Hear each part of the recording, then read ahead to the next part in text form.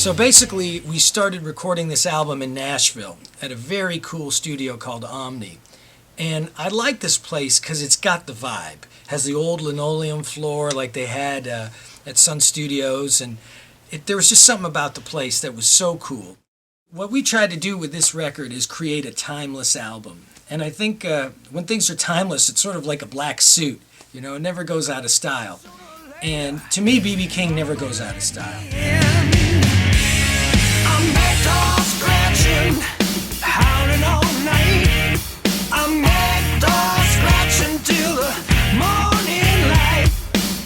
You being dead with your new man shacking. You're gonna have to hear my back door scratching.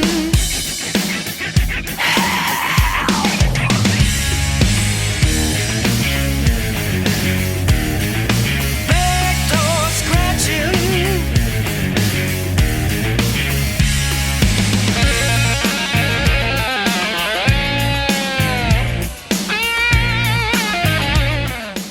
Anthony Gomes here with us today.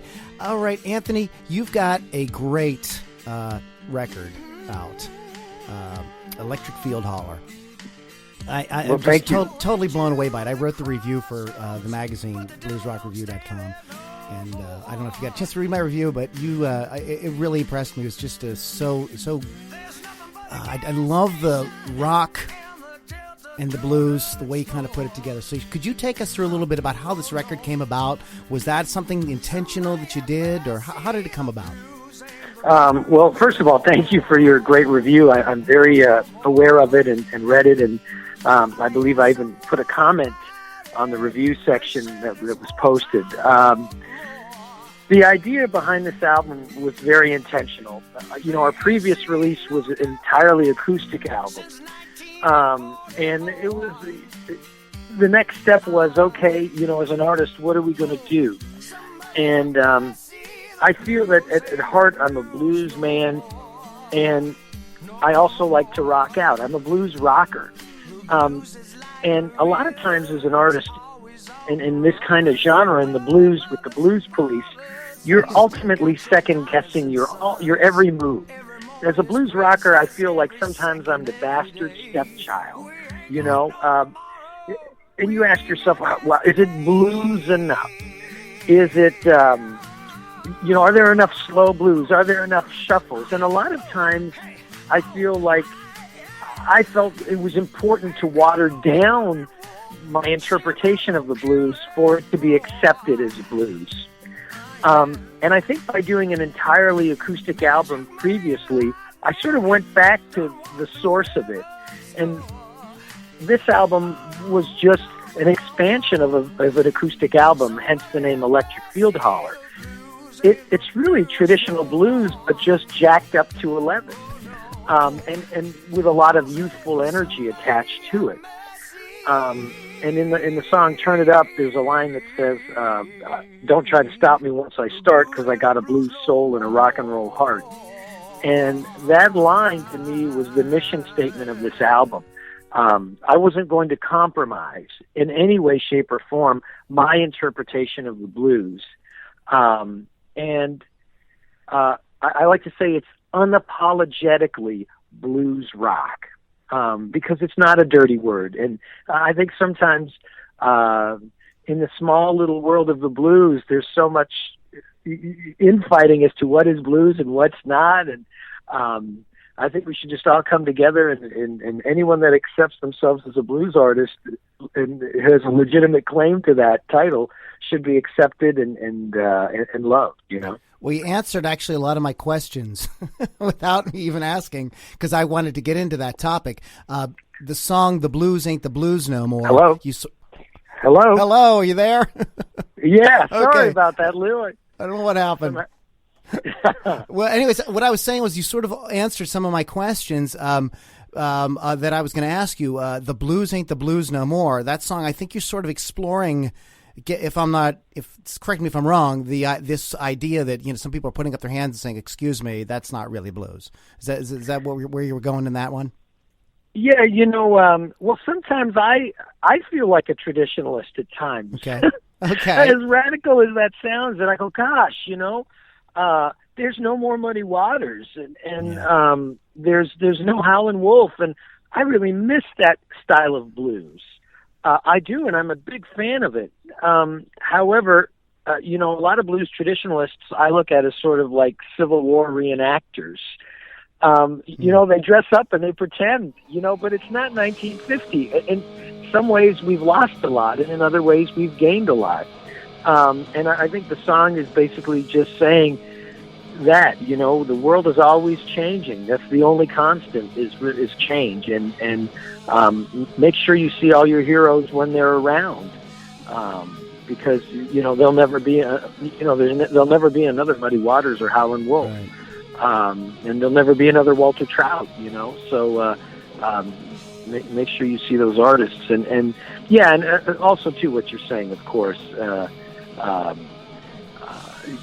I thought it would be very shocking for myself as a perceived blues rocker to write a song called "The Blues Ain't the Blues No More." I could see much more of a traditional artist writing a song like that, but that title just lends itself to a lot of thinking, and I think ultimately everybody will make their own thoughts, and just like when Otis Redding sings "Respect," it's a lot different than when Aretha sings the same song. Well, speaking of influences, okay, so you brought up some guys. Who are your influences? Where does Anthony Gomes? What's the history here? Where are you coming from with your guitar? Well, I started off loving loud rock and roll because that's all I knew. In high school, and I loved Eddie Van Halen, and I'm talking 13, 14, Eddie Van Halen, and Iron Maiden, and all these rockin' bands. And what happened is, then I got into Hendrix, and wow, Hendrix blew my mind, and Cream blew my mind, and then I heard there was a blues guy named Stevie Ray Vaughan that played Voodoo Child, and I heard it on the radio, and I was like, who is this guy? And so I'm about 18 at this point, and I got really into Stevie, and then that led me to B.B. King and further down the blues road. So I always loved the blues. I just didn't know that I did. And I think that a lot of the things I loved in Eddie Van Halen when I was starting off were the licks that he copped from Eric Clapton, who copped them from Albert King, Right. This thing is not liking me. I don't know if it's my side or your side. I don't know what's going on, but there's like gremlins in this. Yeah, we'll get through it, brother. I got time. So. Okay, all right. Well, I guess what I was going to say was we were talking about where you're coming from with the guitar. Now you have a great singing style too. Now do you model yourself after anybody? Are you conjuring anybody when you approach vocals? How do you do that? Well, I have a bunch of heroes in blues and R&B and rock. My R&B heroes are, Otis Redding and Wilson Pickett and, Ray Charles. My blues heroes are B.B. King and Freddie King, and I love Junior Wells singing. I just think he has so much character in his voice. And on the rock side of things, Paul Rodgers is a huge influence, and Steve Marriott and Rod Stewart. Those are sort of my guys.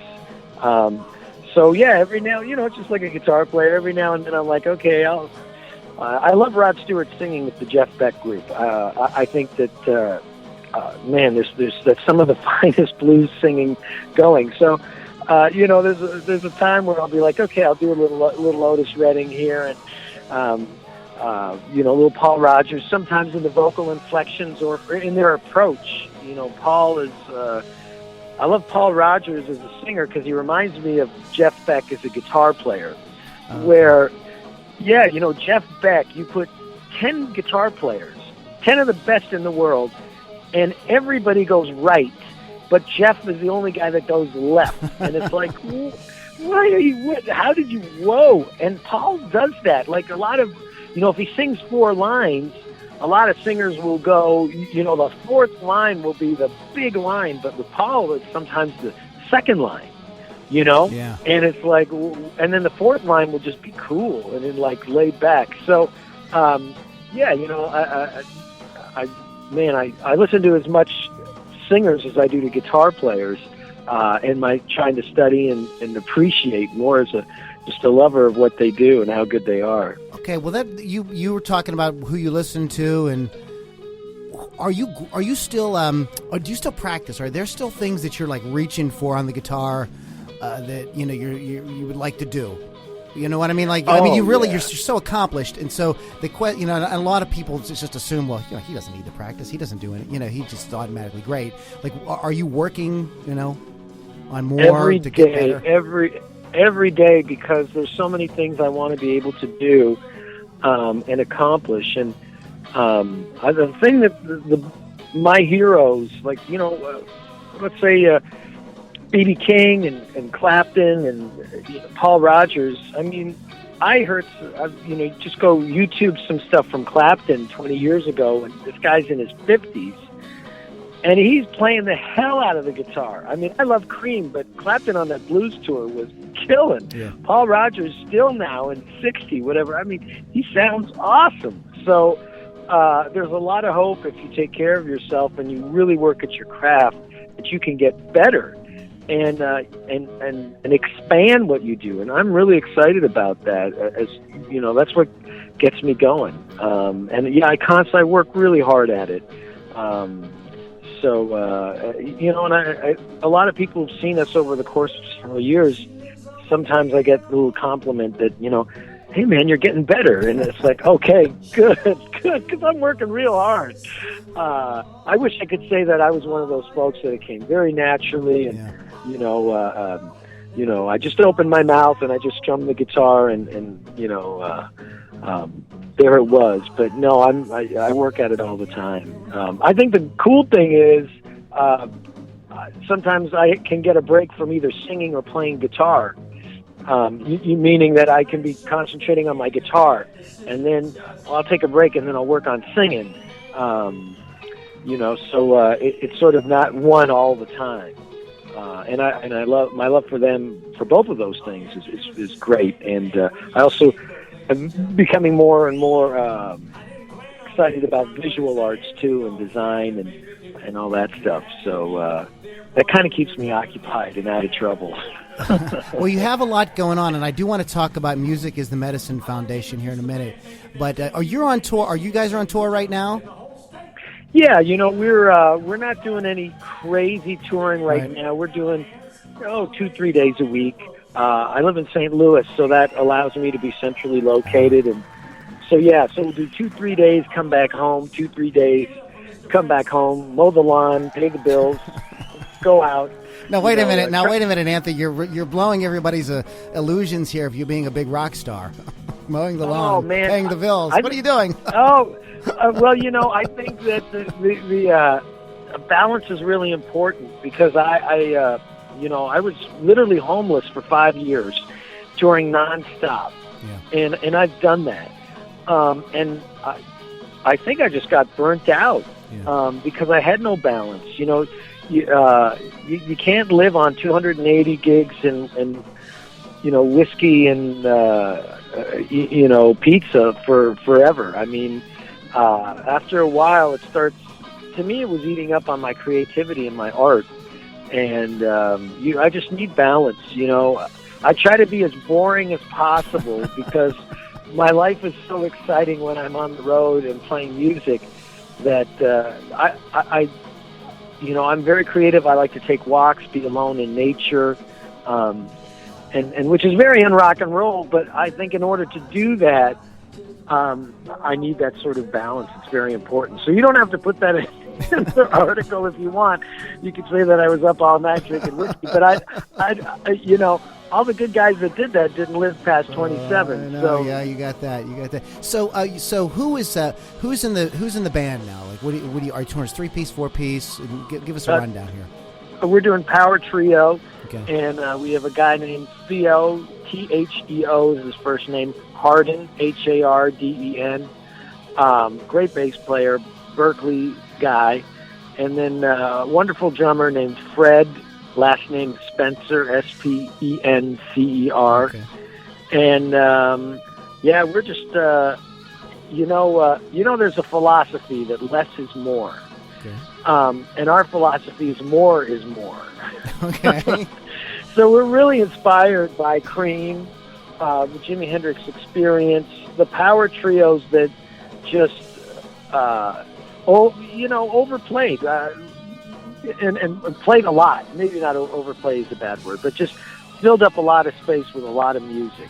And it's a challenge when there's only three of you. Yeah.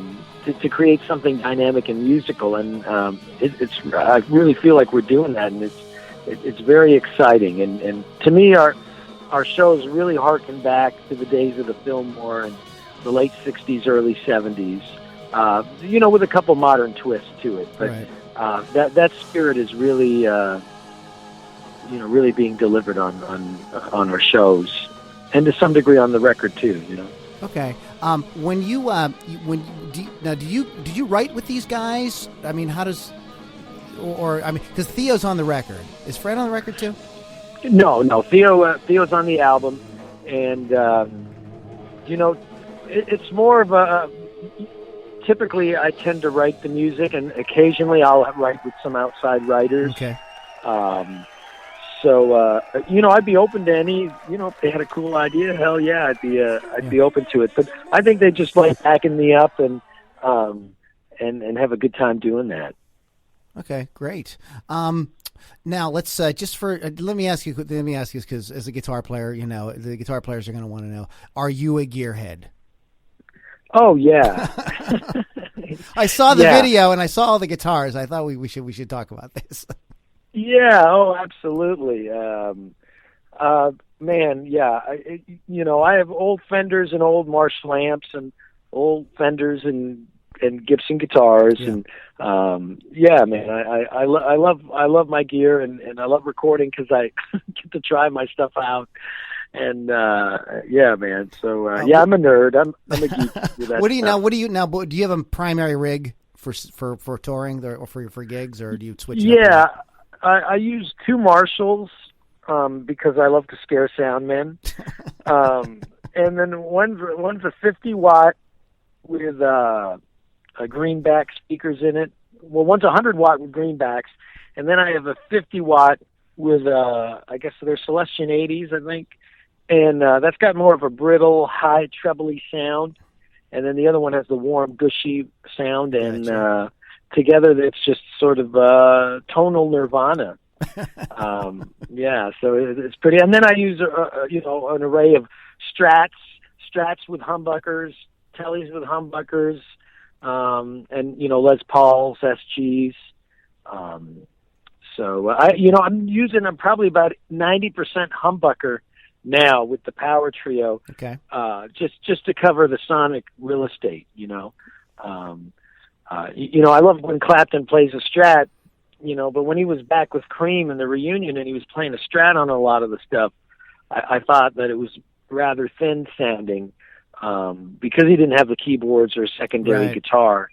I love a Strat and I love the single coil sound, but I find that in order to cover the sonic landscape that we have to do, that the only real way to do it is a humbucker. Okay, you mentioned Clapton and going back and playing with Cream. This brings up an interesting point. How did you know, or when did you know, or how did it come to be that you went, no, it's going to be the Anthony Gomes band. It's going to be me. I'm going to be the singer, the guitar player. It's going to be my own thing, as opposed to, no, I'm going to go join this band and we're all going to be all for one or one for all, or I'm going to be a sideman. Because you did a little bit of side work early, right? Oh yeah, and I love doing it because I learned so much. I toured with Magic Slim for a while, and that was quite an education. And I did a bunch of pickup gigs in Chicago as a blues guitar sideman, and wonderful learning experience. Especially, there's a difference in I learned how to back somebody up and play what needed to be played for them. not for me personally as an artist. I'm a supporting actor in that role, and Right. what do I need to do to make the music best for that artist? And so yeah, that taught me a lot, as opposed to, and a lot of times I had to limit my vocabulary because that, when I toured with Slim, I wasn't going to play a lot of 9 chords or any T-Bone Walker slow blues. I would have to play, the sort of chop, da da da da da, all night long a lot of times, or single note lines. And when I tried to play a 9 chord, I thought Slim was going to kill me, but it didn't work for his music, Right. and I didn't know that, but I grew to learn those things that, you have to, you're playing a role, and everybody's got their position, and just like sports or whatever, everybody's got their position. When I started off, I didn't even want to sing. I just wanted to play blues guitar. And nobody would want to join my band because they're like, Gomes, what are we going to do? You're going to solo for 120 bars. And as a singer, what can I do while you're taking a long solo? I got you. So nobody would do it. So then I said, well, I'll sing. And it didn't go so badly. And then I worked on that. And, I tried band concepts. But, it seems to me that what the audience really wanted was me as a solo act. Even, later on in my career, I tried other band things, and I love the idea of being in a band. I love the camaraderie of that. But at the end of the day, I don't. The demand from the public was more for me as a solo act. So it seems in blues, especially, it seems like it's a tradition, isn't it? That it's Muddy Waters. It's not it's B.B. King. It's not some band with B.B. King in it. It's that seems to be that seems to be kind of expected. Yeah, I agree. That's a good point, and I think because the blues is such a personal thing. Meaning that because it's limited to 3 chords and 5 notes, it's more an individual's personality that's going to come out. Yeah. And thus, I think maybe that's why it's a solo act. But hey, whatever works. I'm just happy we have gigs, and I'm just happy that this album is well received, whether it was my name or it was called Uncle Daddy Trio or whatever, I'm just happy that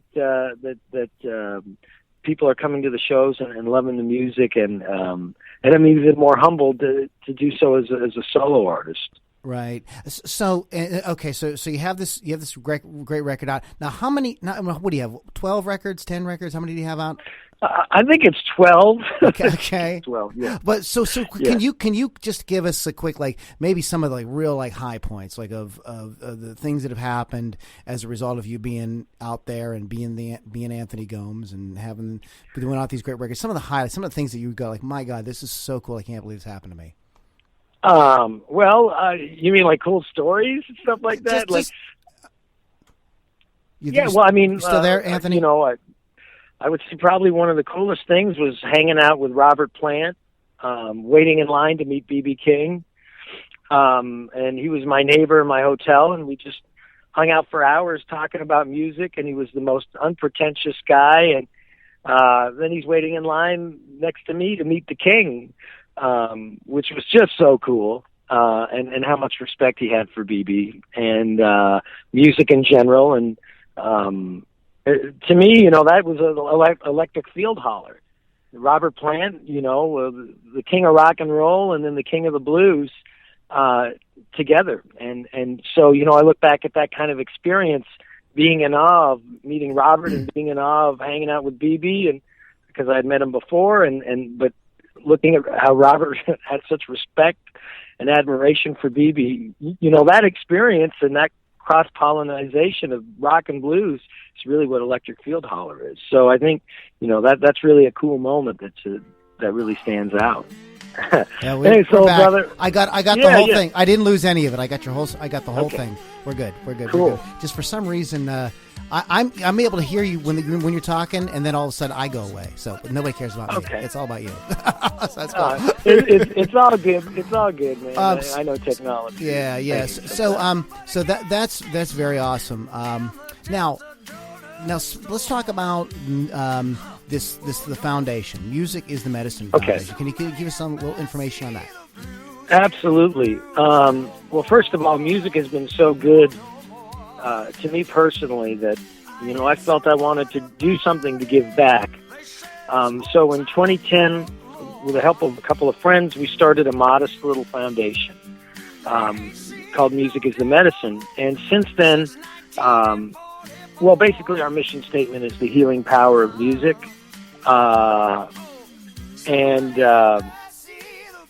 We believe that music can impact tangible change in the world. Okay. And, we're like hippies, man. We still believe that music can do these things. Maybe to the average person, they go, really? You think that music can change the world? What are you guys, on drugs? But I've seen it, I've seen it. Like, we've given some instruments and lessons to war veterans, Gulf War veterans with post-traumatic stress disorder. And we had one guy, and he came up, and he talked to everybody, and he said, I didn't talk for years. And after I got a guitar, that opened up my lines of communication. So the guitar got him communicating non-verbally. And then he was sitting next to a buddy of his, and he looked at him, and he said, oh, how did you play that? And he just started talking, and, it was probably, So, I mean, we've also, too, child homelessness has been one of our other recent causes, and we just raised $2,000 for some kids in St. Louis to get off the streets. We've impacted a couple of lives. It's not like we're changing millions, but, we've given guitars to kids with nonverbal autism, and we've raised money for underprivileged kids to get songwriting scholarships at music schools, and done we've had State Farm and CVS Pharmacy give us some sizable donations. And the one thing I'm very excited about is every penny we get, because we're not too big, goes to helping people. It's not like we have a big administrative fee. We have a volunteer-based group, and I'm very proud that we're able to, somebody who donates a dollar goes to helping. So something we're quite proud of. How do people get involved if they want to participate? They simply can go to our website, musicisthemedicine.org, and find out more about it there, and contact us, and anything they can do to help, man. We just had somebody a Saturday night give us 2 new guitars, and we're going to find a good home for those guitars and change somebody's life, Fantastic. The new album is out. It's really, really good. We were talking about that. A couple things I want to hit on before we wrap up. What are your favorite moments on the new record? You got anything that you're like, oh my God, I just love that I did that. Oh, it's not ego. It's just what you love. It's so funny because I really love the guitar solos. Love Crazy. Okay. And that whole song was a real challenge because it's so poppy. It's so, and it almost didn't make the album like 10 times. And but the solo, for whatever reason, I love Brian May and how he's able to write a perfect solo in a song. And he's a great player and virtuoso, but he plays like this perfect little poppy thing. And there's a real squirrely drum fill in the solo that's really cool. But I had to work around that landscape of this wild look-at-me drum fill and play this thing. And I was just so happy with how that turned out because it's almost like a song within a song in a lot of ways. So I was really excited about that. I like listening to the universe a lot. I just think that it's so out there. that I love it. I love the way that it ends, and it's the last song on the album, and I have an Octavia guitar effect on it that's just crazy and psychedelic. So I, as a guitar player, I really, those are some of the moments that I really like. I'm just, in some ways, I'm such a perfectionist. I love it all, and I hate it all, because I'd love to do it again and make it better. Sting has a great quote. He says, "You never finish an album, you abandon it." Yeah. And, so I sort of feel a little bit like that. But I feel like this has, some of my best playing and singing to date, and I don't cringe when I hear it, but I go, well, maybe that could be better, or this could be better. For me, when I'm making an album, I listen to it 24/7, and I listen to it to say, okay, sometimes when you listen to something 100 times, on the 100th time you hear something. Oh, I shouldn't have done that. Let me change this vocal thing. Or, why did I say this word? It should be the opposite word. And then when the album is done, I never listen to it again. And then and then I'll be at a party a year later, and somebody will be spinning the song, and then we're at a blues gig, and the sound man's spinning it, or I'll hear it at a blues bar, and I'll go, oh yeah, that's not so bad. But yeah. So that's basically the process, Okay, what is next for Anthony Gomes? What's in the future? Do you got something planned that you can give us a sneak peek about, or yeah, absolutely. Top secret. Sometime at the end of the summer, we're going back into the studio and working on our next album. It'll probably be out in about a year or maybe less. Okay. It's going to be called Peace, Love, and Loud Guitars. Oh, it's already amazing. Yeah. And, I do a lot of the artwork for our albums. And I've been working on this album cover for 2 years. It's the most intricate, crazy, psychedelic, very Disraeli Gears inspired album cover. And this is going to be, it's very much going to be a continuation of Electric Field Holler. I sort of, some bands or artists, they have little periods, and for 3 or 4 albums they sort of explore something, and then they move on to something else. And I feel like the acoustic record we did prior was the end of a chapter, and this is the beginning of a new one with Electric Field Holler. And I feel like the next album will be an extension of it, meaning it will rock in the same ways, but there'll just be more. It'll be a little bit of there'll be some more depth to it. I've got a song that I've been working on for a little while called Stealing from the Devil, and it's a story about going down to hell and getting Robert Johnson back. Cool. And, so there's some of those things, but I think it's going to be Electric Field Holler in some ways, but just deeper and wider, more rockin' in some ways, and then in other ways more bluesy. It's just, it's going to expand upon that. So I'm excited. I'm somewhere at about 50 songs. Only 50 for the new album. Yeah. So it's, writing a lot of songs is great, but because it beats the alternative. But then you got to demo them and work on them and fall in love with a song that nobody loves, and you got to beat it up till it's it makes it because you feel I'm sorry for it or passionate for it, so that whole process will begin. But so you write like in your home studio or something like that, and you're just sitting there working on it pretty much on your own. Yeah, what I do is I have a process that basically goes: I write lyrics, I write songs with bad lyrics, and then I make them better. And I usually do these on my phone or a little recording device that's nothing sophisticated. Gotcha. And then, I'll amass 50 or 60 or 70 of them, and then I'll whittle the ones that I don't like as much. And then from those 50 or so songs, I'll usually concentrate on 20. And then I'll demo them in a studio. And I'll take those 20, and then I'll find, okay, what's the right exact tempo? and then, you know, 2 or 3 sort of fall by the wayside, and then those 17, you know, you sort of fine tune and you go in and you record them, and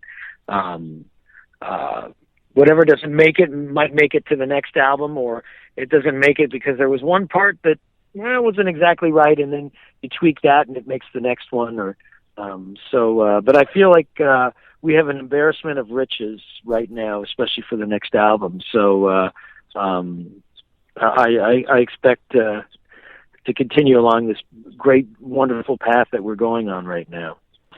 Sorry about that, man. That's you were good. I got all of that too. It was perfect. I Cool. just want to wrap up with Anthony. Is there anything I left out? Is there anything you want to talk about that we didn't cover? Because this is all about you. I want to make sure that like you really get like great promo out of this and everything. 'Cause, you know. Oh, thank you. No, I mean, you know, you obviously. It's so nice to have an interview where somebody has done their research, as opposed to a lot of those. So, who are your influences? Why, what's the name of your latest album, and why did you call it that? Yeah, those kind of things. Okay. So, I really appreciate that you've taken the time to do this. I can't think of anything. We're everybody on our team is a big fan of Blues Rock Review, and I'm honored to have taken the time today. And if there's anything else you need, man, I'm just a phone call away. All right.